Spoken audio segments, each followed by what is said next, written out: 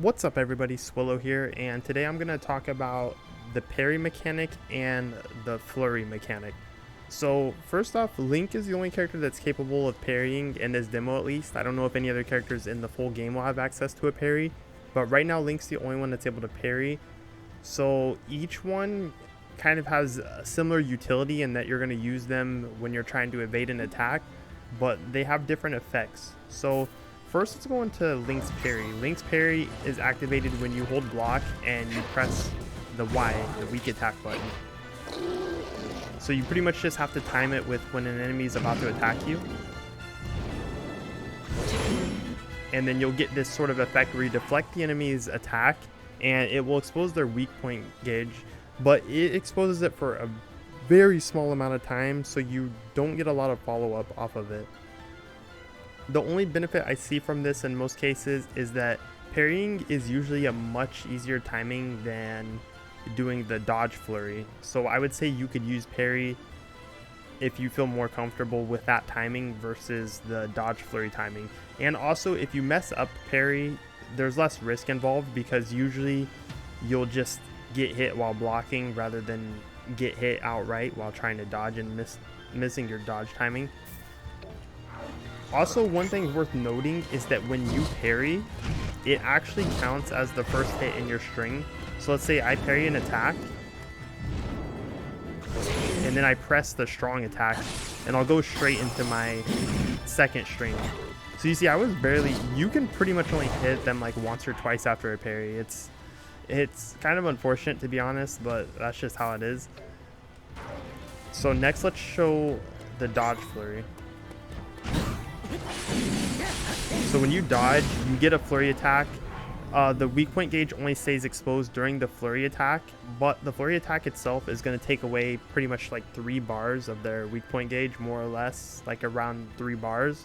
It depends on the enemy, but it's really strong. It's much stronger than the parry in terms of reward, and usually after you take away like that 3 or so bars with the flurry strike, you can go into like a Muso special.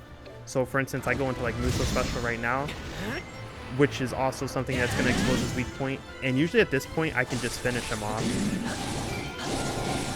Like, I'll be able to fully expose. Alright, so I wasn't able to get that last bit there. But usually, like in most cases, after doing a flurry strike, if you go into some kind of setup that also exposes the weak point gauge, you can get really close. You can break it or get really close depending on what you do. So I feel like it's just a much stronger option than parry is, but parry just feels like it's a lot easier and safer to do. However, there are certain situations where parry does feel more ideal, which is like up here against the Guardian. You can parry his laser. So let me see if hopefully he'll use his laser attack.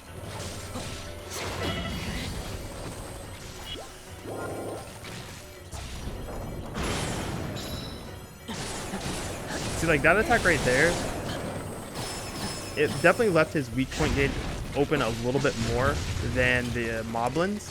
So it definitely seems to be maybe enemy dependent and attack dependent on how much stagger they get off of a parry.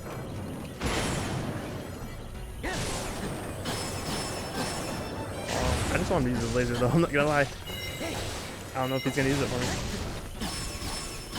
But yeah, basically parry is gonna have different reward depending on the enemy type.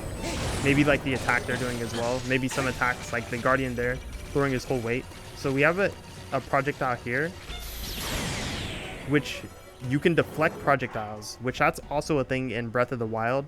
But this is really cool here because when you parry a projectile against certain enemies like the Guardian, it completely immobilizes him.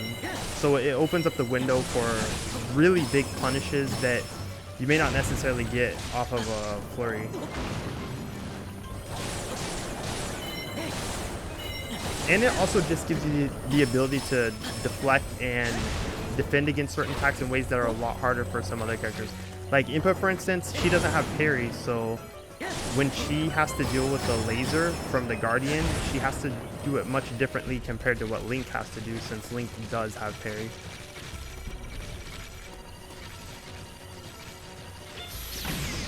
Dang, I missed that timing. Yo, I was focused right there. I stopped talking. But yeah, I mean, I pretty much already went over everything I had to go through here. Flurry Strike in general is much stronger reward, but more strict timing. But I highly recommend mastering that timing because the reward for Flurry Strike is really strong. And Parry is more lenient, but it also has extra benefits like deflecting projectiles and stuff like that. And it's just a lot safer in most cases to use.